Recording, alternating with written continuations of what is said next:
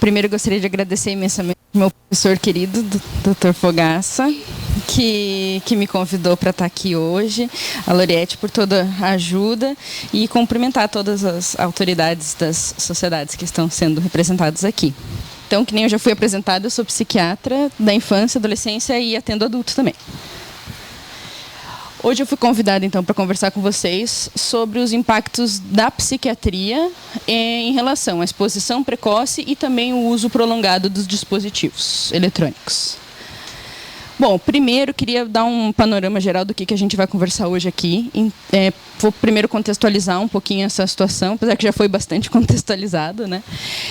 E depois a gente vai abordar alguns dados relacionados ao uso de tela na primeira infância e na adolescência.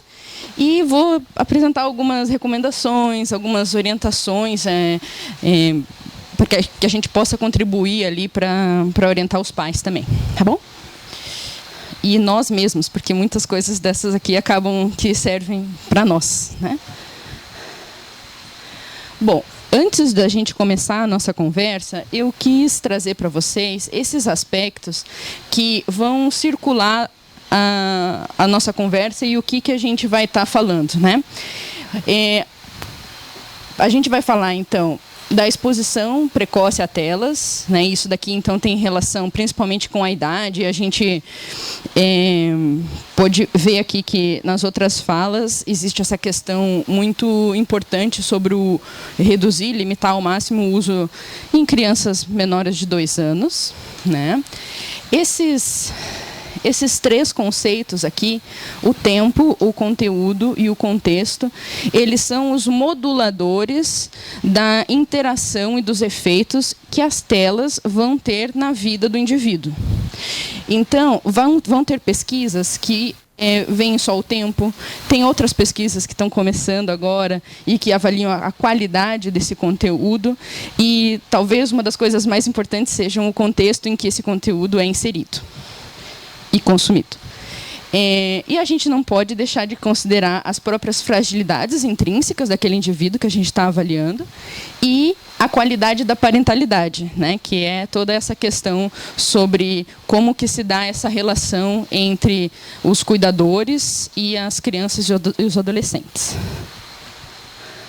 E daí depois a gente vai retomar isso daqui mais para o final da apresentação. Bom, então, como já foi dito, a primeira infância é um período fundamental para o desenvolvimento do cérebro, né, para a construção de relações afetivas e seguras que vão servir de modelo para depois a gente poder continuar construindo relações afetivas seguras. Tá? E também nesse período é o estabelecimento de comportamentos saudáveis, né? A gente sabe que nessa fase a coisa mais importante que tem sobre o desenvolvimento são as relações e a questão do brincar. E o brincar aqui é um brincar exploratório, é um brincar de convívio entre as pessoas. Então não é um brincar na tela, né? E o Prinsky, que é esse autor ali que em 2001 ele inseriu esse novo nome para essa geração, né, que são os nativos digitais. Então eles já nasceram inseridos nesse contexto de internet e com uma facilidade muito grande de mexer nas telas, né? Vocês podem ver um bebezinho que não tem nenhum ano, se tu dá um celular para ele, o que ele vai fazer? Vai passar. Ele sabe isso, é quase intuitivo dessa geração, né?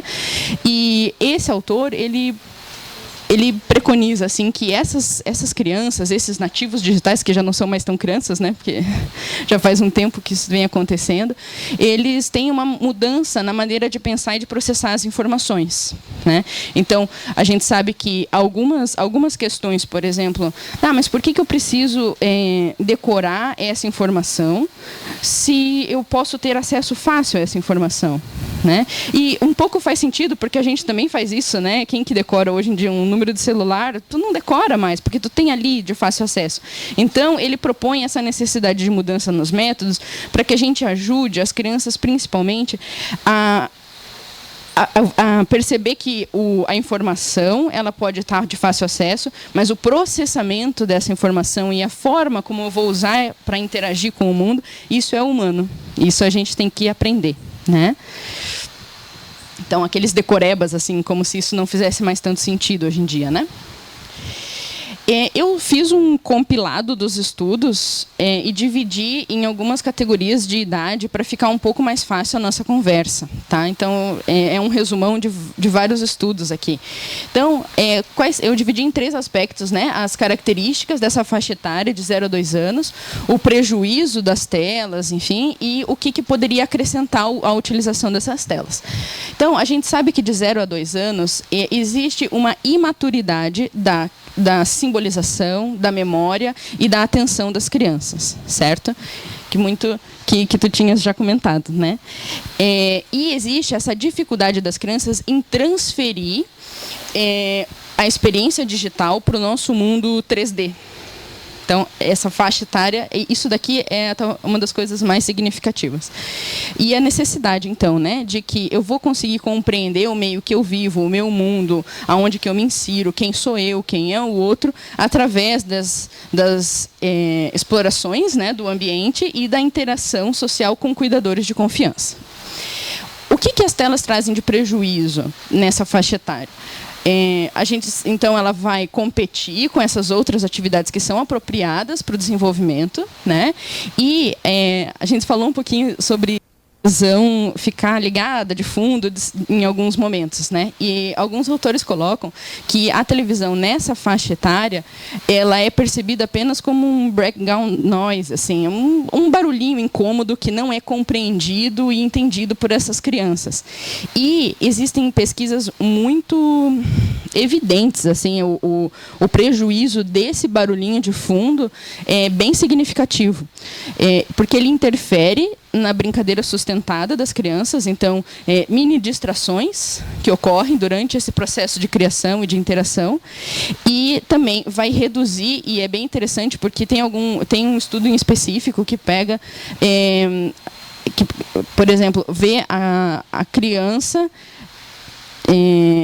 com a televisão ligada na interação com os pais, e daí fica pontuando assim, quanto de interação, tanto qualidade quanto a quantidade dessa interação entre os pais e filhos ocorre no período em que tem uma tela ligada, e quanto que ocorre quando essa tela está desligada, e a diferença é assustadora. Né?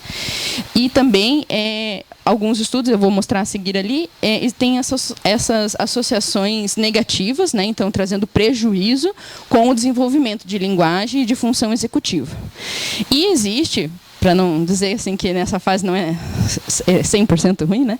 Existe alguns estudos que pontuam que após os 15 meses, algumas atividades específicas usadas com tempo limitado podem, se usadas com os pais interagindo e fazendo essa conexão, né, entre a tela e o real, pode ajudar a inserir, pode ajudar eles a desenvolver algumas habilidades. Ok? Esse aqui é um dos estudos que eu tinha falado para vocês. Esse estudo foi um estudo longitudinal realizado com 259 crianças e que ele avaliou, então, a duração da exposição à mídia aos 6 meses de idade e avaliou essas crianças num segundo contexto, com 14 meses, em relação ao desenvolvimento da linguagem. E daí aqui,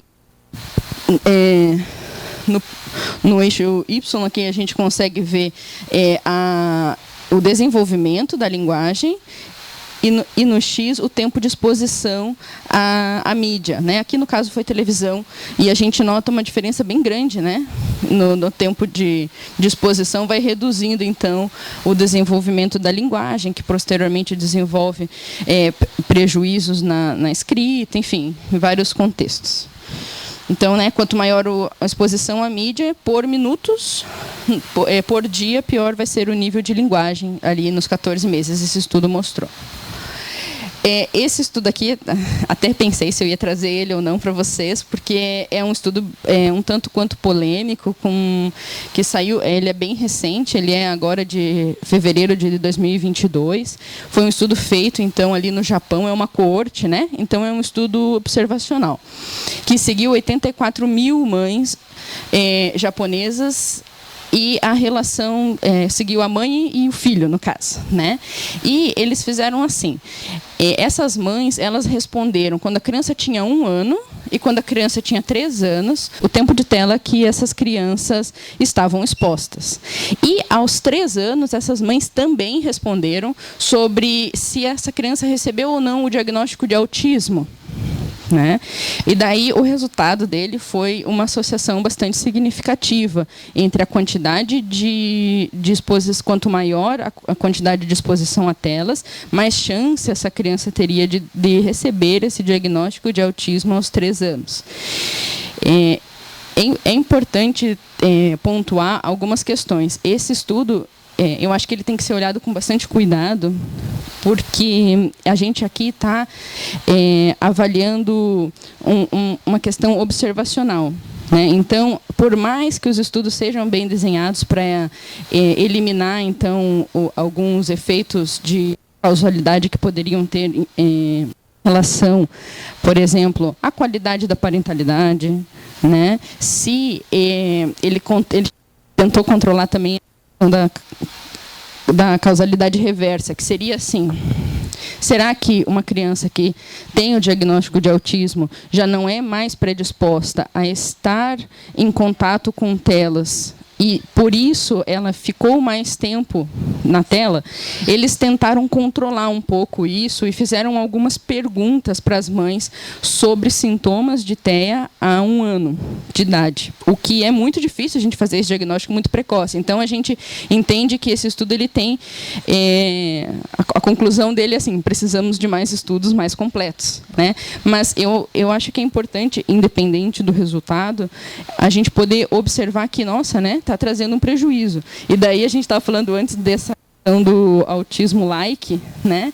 E de quanto que talvez também elas até não tenham sido diagnosticadas de forma equivocada, né? Que daqui a pouco a gente vai colocar elas em vários tipos de atividade, enfim, e vai desenvolver normal e vai sair desses sintomas que parecem com autismo. Mas eu achei importante trazer porque eu sei que é a dúvida de muitos pais que chegam no consultório, e é importante que a gente saiba que existem muitas pesquisas nesse sentido.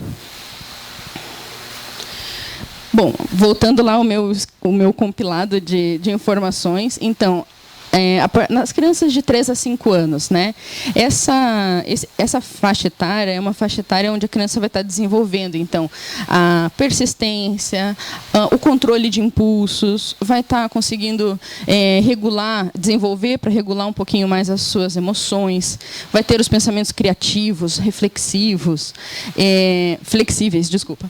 E a gente sabe que esse desenvolvimento dessa faixa etária se dá muito, então, pelos jogos não estruturados e sociais, quer dizer, o convívio, a brincadeira com outras crianças da minha idade, né?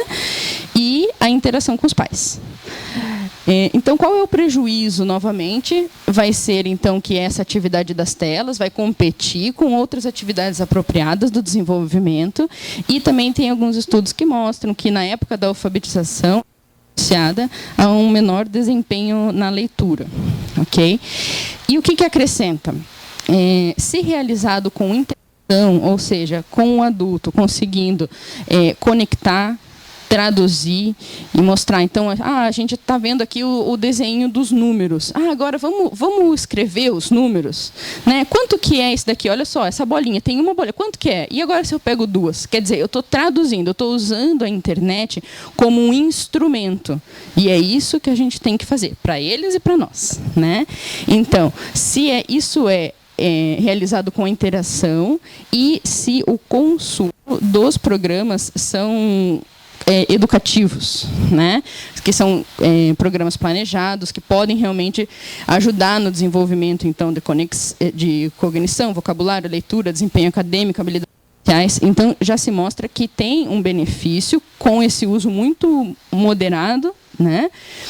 E tem asterisco aqui na categoria dos educativos, porque se vocês forem na Apple Store ou em outro, no Google Store, vocês vão ver que tem categoria de educativo com um monte de atividades ali, propostas e aplicativos que se auto-intitulam educativos, né?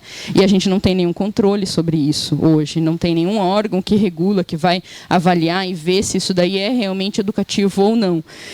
Tem uns estudos que pegaram esse programa, o Vila Sésamo, que é um programa mais antigo até, lá nos Estados Unidos, e eles avaliaram então esse aqui como um bom programa, né? Fizeram todo esse compilado de avaliações, e lá nos Estados Unidos eles têm algumas ONGs até que fazem essa avaliação para sugerir a qualidade então do conteúdo que é consumido.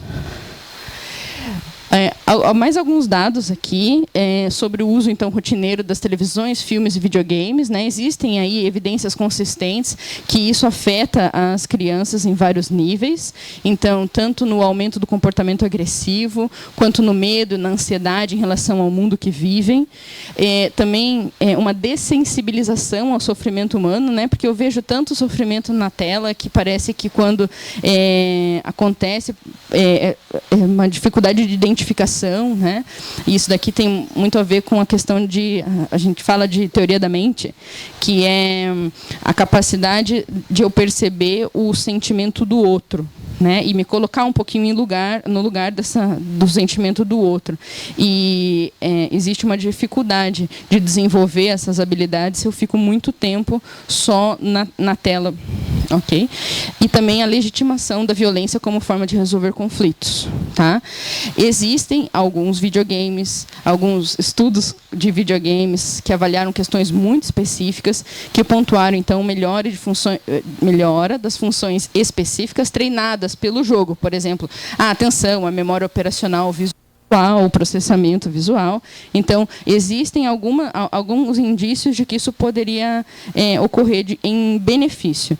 E a FDA, né, em 2020, aprovou o primeiro videogame para tratamento auxiliar no transtorno de déficit de atenção e hiperatividade, né? Então, usando a tecnologia para ajudar no tratamento principalmente da parte da atenção, né? Então, o jogo ele foi desenvolvido de uma forma que se vai treinando essa questão. É um pouco parecido, salvado das proporções, com o que faz, por exemplo, quando ele vai para uma terapia cognitivo-comportamental, só que de uma forma mais lúdica.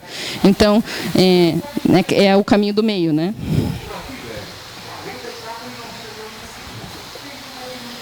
Então, só para fazer um resumo um pouco do que a gente falou até agora, a gente sabe que existem alguns domínios afetados, né? Eu coloquei alguns domínios, algumas questões físicas, não só físicas, né? São biológicas e acabam desencadeando em uma série de outras consequências, mas principalmente a gente tem estudos muito bem estabelecidos. Quanto mais horas de exposição à tela, maior o IMC da criança ou do adolescente, não só pela passividade de você não estar fazendo uma atividade física, mas também pela propaganda dos alimentos e pela facilidade de você estar consumindo comidas não tão saudáveis quando você está na frente de uma tela. Tá? E também outros estudos já mostrando um prejuízo bem significativo em relação a minutos de sono e principalmente quando tem eletrônicos no quarto. Então, daí isso fica bem evidente. Tem eletrônico no quarto, já automaticamente dormia menos. Tá? E a questão do desenvolvimento, então, das habilidades socioemocionais, né? Linguagem, escrita, leitura, né? A questão da sociabilidade em si, que a gente já conversou, a questão da autorregulação emocional, então, eu consegui lidar com os meus desconfortos, né? E saber o que eu posso fazer para suportá-los, para melhorá-los, enfim, essa habilidade. A atenção sustentada, o que acontece? Para você manter a atenção, tu tens que fazer um esforço cognitivo, grande, né? Ainda mais se for um assunto chato, né? Então tem que se fazer um esforço. As telas, e principalmente os vídeos, assim, YouTube, né? Esses canais de streaming também permite com que você consuma o conteúdo num período muito curto. Então são alguns segundos, não chega a ser 1 minuto às vezes de vídeo. Então tu não precisa ter um esforço para manter a tua atenção naquele conteúdo que está sendo mostrado, né? E isso se dá de várias formas. Por exemplo, saiu um estudo correlacionando, eles pegam, por exemplo, o Spotify, que é um aplicativo de música, né? E daí eles colocam assim que a grande maioria não escuta a música até o final. Tu te cansa daquilo ali, a música tem 3 minutos e pouco, né? Então, essa redução da capacidade de manter a atenção sustentada é uma questão muito significativa. E eu, particularmente, acho que uma das piores é a questão da tolerância à espera e à gratificação, porque a gente não consegue lidar, né, que nem tu comentou, a gente não consegue lidar com a frustração, com o tédio, né? E rapidamente esse desconforto emocional ele é gratificado com um novo vídeo, com o conteúdo que vai ter ali na tela.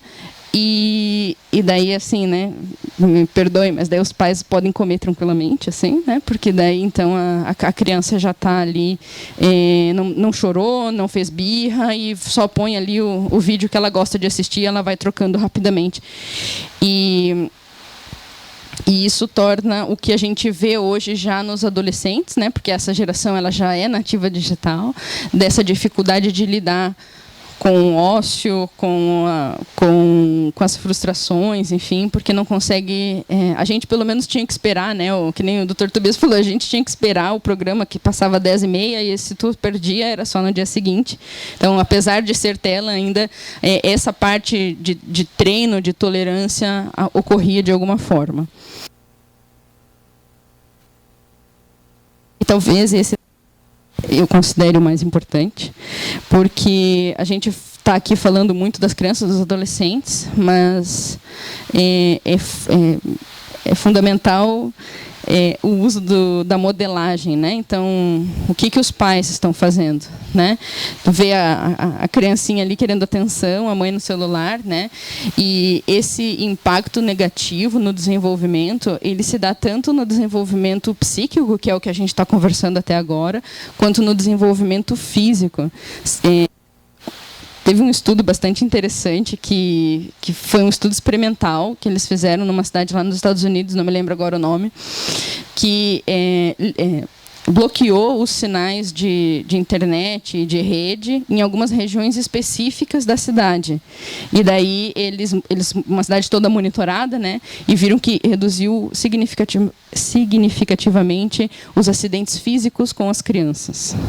Né? Então, eu não estava vendo o meu filho tropeçou ali, porque eu estava no celular, eu estava respondendo alguma coisa, né?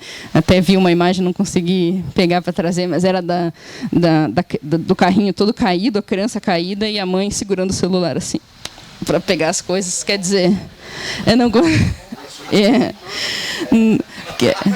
o celular não pode cair, né? Então, o quanto prejudicial que é isso também, né? Então, eu estou respondendo meu filho, daqui a pouco a gente vai ver, daqui a pouco a gente vai resolver essa situação. E então é muito significativo aqui essa modelagem, né? Acho que as regras têm que ser para todo mundo daí em casa, né?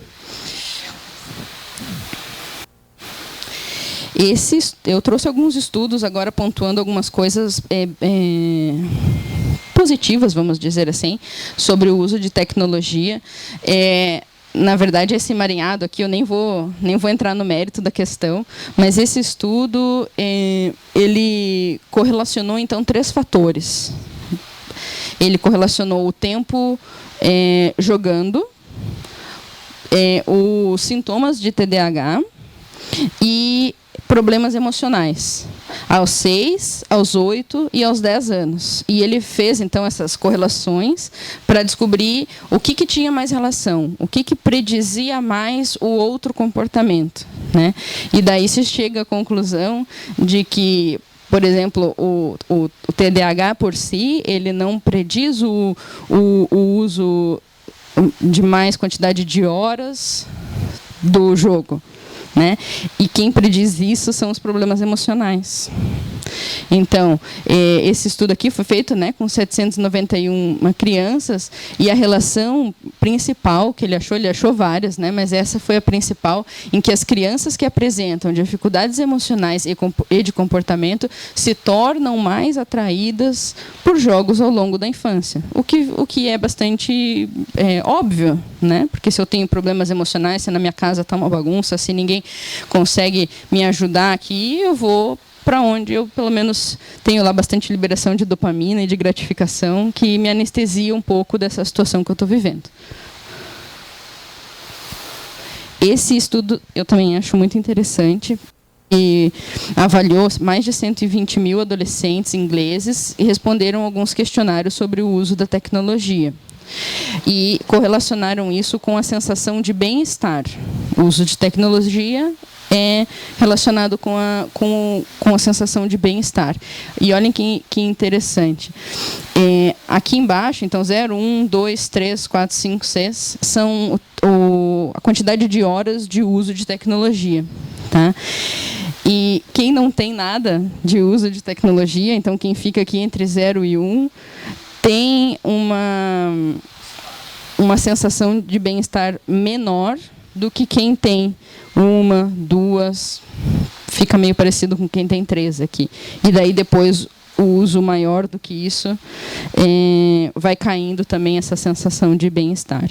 Então, é a questão do equilíbrio, porque estar totalmente desconectado também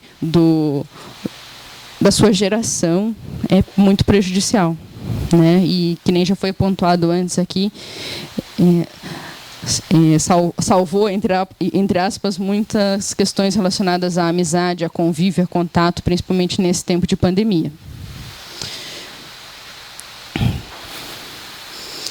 E esse daqui eu trouxe assim mais a título de curiosidade, que eu falei que estavam saindo algumas pesquisas em a qualidade do conteúdo.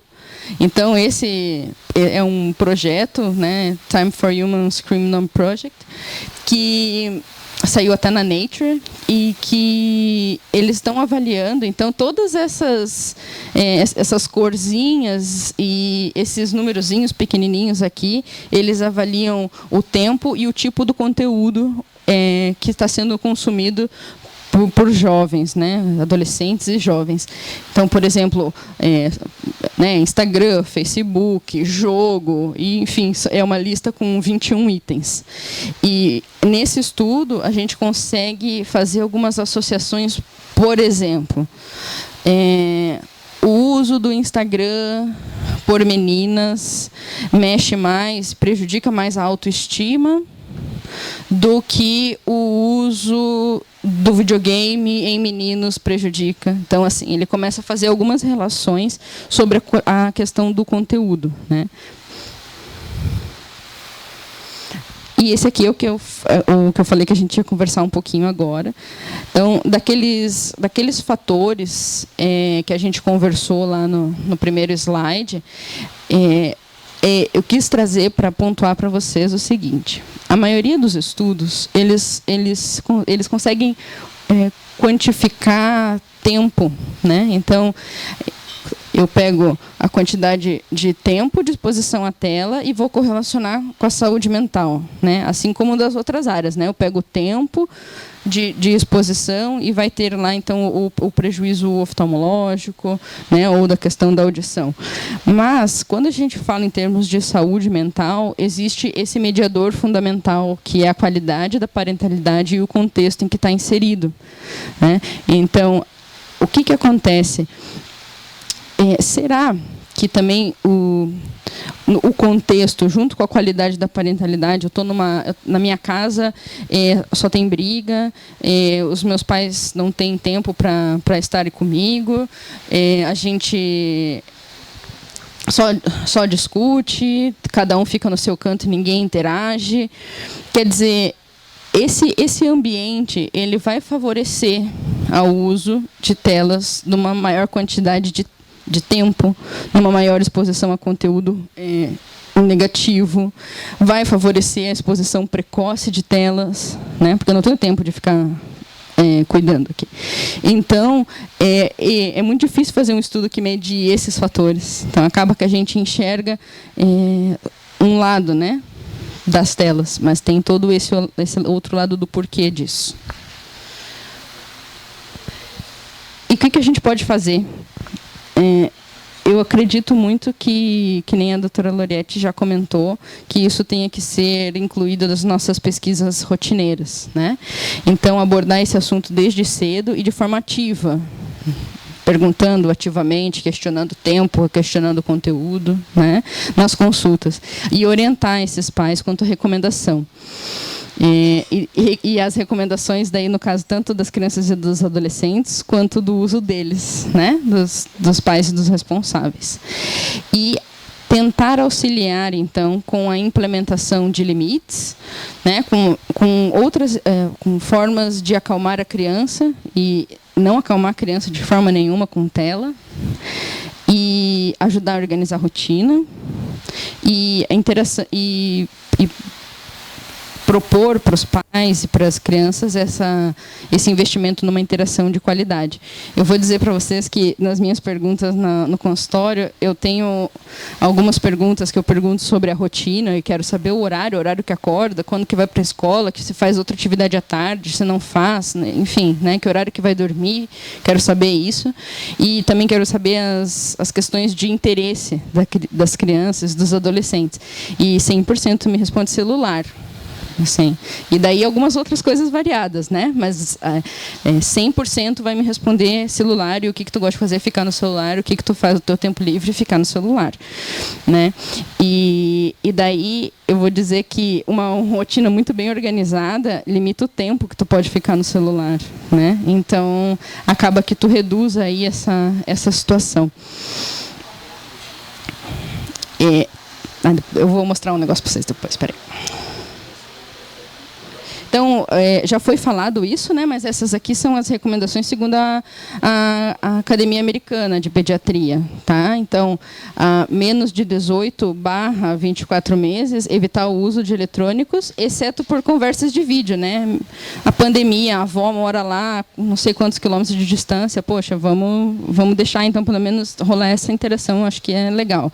Existe essa recomendação, assim, mais ou menos, em que se diz que pode, entre os 18 e os 24 meses, começar a introduzir algum uso de eletrônico com programas de alta qualidade, que é aquela história do Vila Sésamo que eu estava falando para vocês. Tá? Mas aqui a Sociedade Brasileira de Pediatria acho que não recomenda isso ainda não. Tá? Dos 2 aos 5 anos, a palavra-chave é monitorar. Tá? E daí se permite um uso aí de até mais ou menos 1 hora. A questão é alta qualidade, acompanhada, né, para ajudar a entender e aplicar, então, o conteúdo no mundo externo, que fazer essa conexão. E, a partir dos 6 anos, não tem necessariamente um tempo limite, vamos dizer assim. A gente tenta avaliar muito mais nessa questão de que as coisas têm que ser personalizadas, né, e o uso da tela não deve interferir nas atividades importantes. A partir dos 6 anos, então, a gente vai ver mais em relação à rotina. Não pode interferir, então, no sono, no exercício físico, na escola, nas atividades da escola. Essas são algumas recomendações gerais, né? Então, evitar programas muito rápidos, com muitas distrações e qualquer conteúdo violento, né, principalmente nos mais novos. Não usar o eletrônico como forma de acalmar crianças, né, tipo uma chupeta eletrônica, não dá. Desligar os aparelhos eletrônicos quando eles não estiverem em uso, que é aquela história do background noise. Não usar nas refeições e nas atividades escolares ou similares, né, concomitante, e não usar telas 1 hora antes de dormir. Isso muito mais pela questão da regulação do sono, liberação de melatonina e tudo mais. Deixar os aparelhos fora do quarto. Essa recomendação aqui é uma recomendação bastante interessante. Eles até falam assim, então, agora é hora de carregar os eletrônicos, e tu coloca isso num quarto, né? Talvez os pais de crianças um pouco mais desafiadoras seria bom colocar no seu quarto próprio, né? E não deixar que a criança vá lá na sala pegar o celular escondido. E os pais fazerem um uso consciente, né? Para a gente diminuir os impactos do uso do celular dos pais na vida das crianças e para fazer também essa modelagem. Não adianta proibir o celular à mesa, mas daí não, eu tenho que responder essa reunião aqui que é muito importante, então eu posso ficar no celular e você não, né? E daí tem várias campanhas, né? Eu peguei dessa tem inúmeras frases interessantes, então aqui tem gente solicitando a sua amizade dentro de casa, né? Então... Aqui é só mais do mesmo. Eu só quis trazer essa questão, então, que a gente vai avaliar de acordo com a idade, algumas recomendações específicas. Então, a gente vai avaliar o tempo de uso, né, o espaço em que esse uso está acontecendo e o próprio conteúdo do uso, ok? E aqui algumas dicas para quem sabe o que a gente pode fazer na prática, no consultório, assim, tem gente que está mais familiarizado com esses recursos e outros não, então eu achei interessante trazer para a gente poder ajudar os pais na consulta mesmo, assim, uma coisa bem prática, né? Então, existem algumas ferramentas nos próprios celulares, né? Então, eu trouxe aqui, esse daqui é da Apple, né? E esse daqui são do Android, tá? Então, na Apple se chama tempo de uso, né? E no Android, tu vai numa abinha lá nas configurações, que vai estar bem-estar digital. Tá? E isso daqui, provavelmente, no celular de vocês também tem, e quem não conhece é bom olhar, porque vocês vão se surpreender com o tempo de uso de vocês. Tá? O que acontece? Ele, na verdade, ele vai colocar tanto o teu tempo de uso completo, como ele vai dividir com quanto tempo que tu usou em cada aplicativo. E tem alguns recursos muito interessantes. Por exemplo, no meu, eu coloco uma redução de limite de uso do Instagram. Então, ele me avisa se eu passei lá tantos minutos que eu coloquei por dia que eu poderia acessar o Instagram. Ele me avisa, seu tempo, tu só tem mais 5 minutos. Né? Lógico que eu posso recusar isso e continuar o tempo que eu quiser. Mas é uma forma de lembrar e talvez ajudar os pais nessa conscientização também. Tá? E daí tem uma coisa que os adolescentes ficam meio bravos comigo, mas que eu costumo fazer quando eu vejo que é necessário. E eu acho que talvez essa mediação seja muito importante para o pediatra, né? Porque existe uma rixa muito grande. Então, o pai chega falando, o problema dele é que ele só passa 24 horas por dia no celular e quando eu fico sozinha com o adolescente fala, meu pai, assim, ele não me dá atenção e ele só fala que é do celular, mas ele quer que eu faça o quê?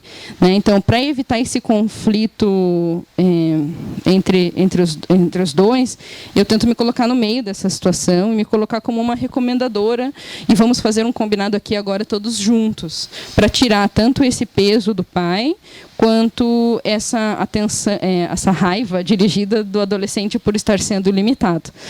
Né? Então, a gente, muitas vezes, quando dá para fazer na consulta, eu peço para o adolescente abrir o seu tempo de uso, a gente avalia, geralmente é em torno, assustem-se, de 6 a 9 horas por dia, assim, coisas bem absurdas, né? Principalmente na pandemia, agora um pouco menos por causa da escola. E daí a gente vai avaliar, e daí eles se assustam, né? E daí, mas olha só, tem a recomendação de tal jeito, o que a gente pode fazer? E a gente tenta fazer um acordo, isso principalmente com adolescente, né? Criança, nem tanto, mas a gente chega num acordo, então vamos estabelecer então 3 horas, o que tu acha? Né? E daí, quem sabe, o pai dá uma olhadinha antes de dormir para ver se estamos conseguindo atingir esse objetivo ou não. Fazer uma coisa mais prática, né? Porque às vezes a gente fica assim no mundo das ideias, querendo limitar isso. Tá, mas o que a gente pode fazer aqui agora? Né? Isso, redução de danos. Eu já negociei 5 horas, por exemplo, porque o paciente dava 9. O que eu ia fazer se eu fosse reduzir para 2? Nunca que ia chegar lá, né? Então a gente vai reduzindo aos poucos. E daí tem alguns aplicativos também muito legais de controle familiar. Faltou um aqui que eu tinha colocado, tinha mais um, mas, por exemplo, o Google Family é um aplicativo em que os pais instalam nos celulares, enfim, e tem o controle do que está sendo consumido no momento que está sendo consumido e consegue bloquear, inclusive, o conteúdo acessado pelos filhos, né? Então é bem interessante. Tem uns assim que tu tem, vamos dizer assim, a capacidade de visualizar a mesma tela que o teu filho está vendo em tempo real e bloquear se tu quiser. Então, usar a tecnologia a nosso favor também é importante, né? Senão a gente fica condenando, mas tu não vai conseguir bloquear tudo, mas pelo menos que possa. Eu acredito muito na negociação, né? Então, os limites, eles vão ser colocados de formas mais intensas ou menos intensas, de acordo com a necessidade. Tem muito adolescente que eu faço isso sem os pais no consultório. E eles voltam me dizendo, doutor, eu consegui reduzir. Né? Já está acabando, tá? Então, eu achei essa tabela super legal, porque é aquela tabela da alimentação, só que é uma dieta de mídia, né? Consumir mídia de forma saudável. Então, na base da pirâmide, a gente vai ter a qualidade do sono, né? Nessa segunda etapa aqui, então, a questão da escola e dos atividades da própria escola e extras, eventualmente, de cursos e tal. E em cima ali, então, a questão das próprias refeições e atividade física. E daí, por último, lá onde ficam os açúcares, a mídia, né?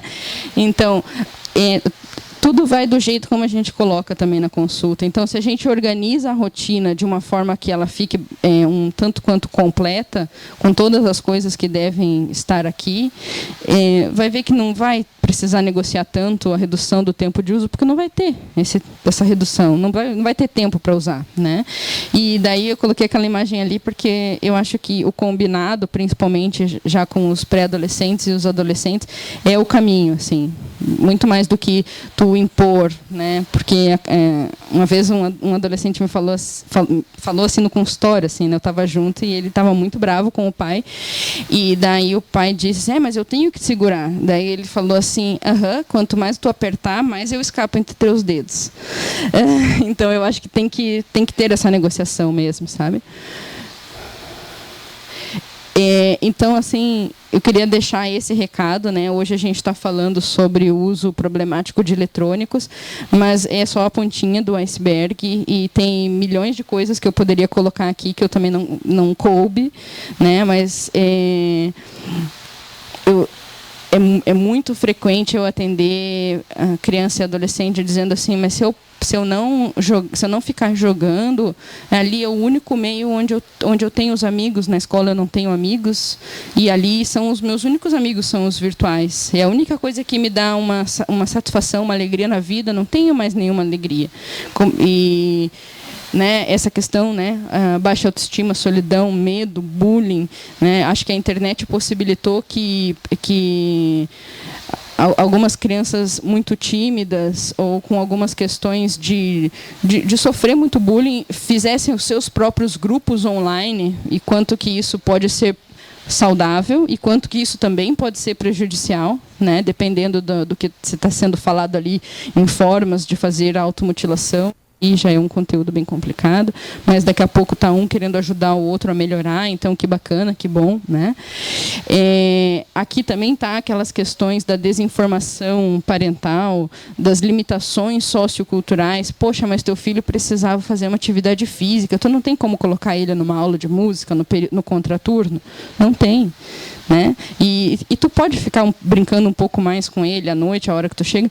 Não dá. Eu chego às 9 horas, faço a janta e o almoço que a gente vai comer no dia seguinte, e eu não tenho tempo de ficar aqui com meu filho. Então, isso também é muito significativo, né? E só para não dizer que eu não falei dessa parte, a gente tem que entender assim que o grosso das crianças e dos adolescentes que a gente está falando é uma questão, talvez, mesmo do uso inadequado, mas, às vezes, isso aparece apenas como mais um sintoma de alguma questão, de algum transtorno de ansiedade, ou de questões de depressão, de transtorno de humor, os próprios transtornos do neurodesenvolvimento, né? Até, como a doutora Loriette colocou ali, agora temos o CID ali para o uso abusivo de jogos eletrônicos, que entra quase como um tratamento de dependência, de diversas dependências, e tantos outros, inclusive os que não são da psiquiatria, né? Crianças com doenças crônicas. Eu atendia na minha residência um menino que ele tinha uma degeneração neuromuscular e que ele sabia que ele não ia mais andar daqui a pouco. E ele não podia jogar muito tempo de bola porque cansava. E daí a mãe achava que ele passava muito tempo realmente nos jogos, e ele realmente passava, e era muito difícil lidar com essa situação. Então, acho que cada indivíduo realmente é único e tem que ser avaliado particularmente, certo? E essa é a última imagem que eu queria que ficasse para vocês. Eu acho que essa imagem diz várias coisas de recado final, assim.